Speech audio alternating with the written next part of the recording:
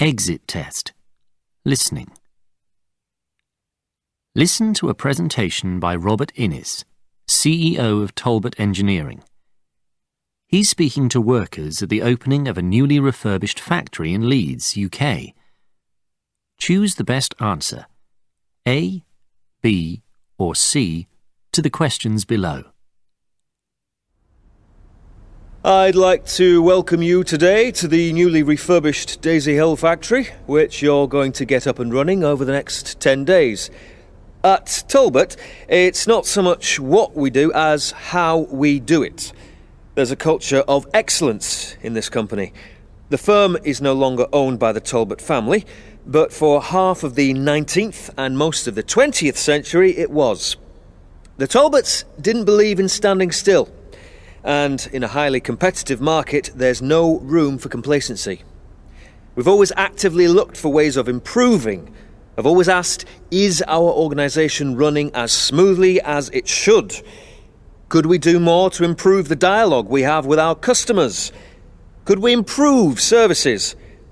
Those are the questions we have to keep answering, to keep moving forward, and those are the questions that we think everyone in the company should be thinking about every day.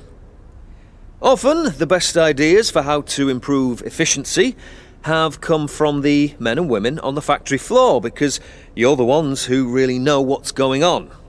So, where is Talbot going? What's the goal we're all trying to reach?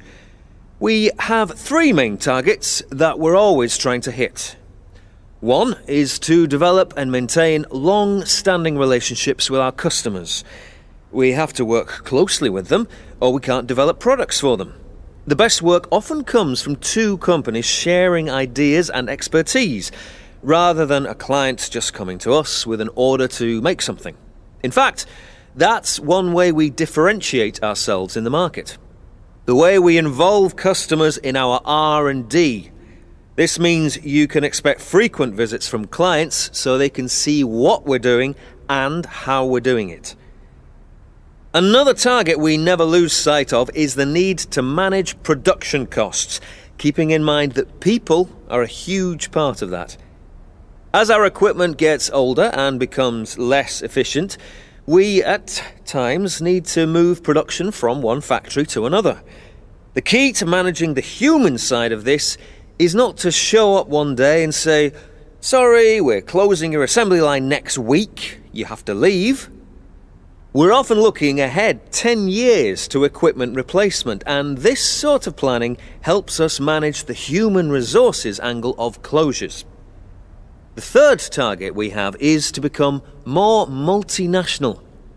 Currently, 40% of our sales go outside the UK, but there are huge markets out there. Look at China. There are more than 1 billion people there, some of whom could be using our products in 10 years' time, if we play our cards right. Part of the plan is to build plants in India and China. We already have joint ventures with local partners, and more are in the planning stages. Does this mean eventually outsourcing your jobs to Asia? No, it doesn't. We have expertise here in the UK that we are committed to maintaining. Some of you will have the opportunity to work for periods of time in our new facilities abroad as part of training up workers there in our culture of excellence.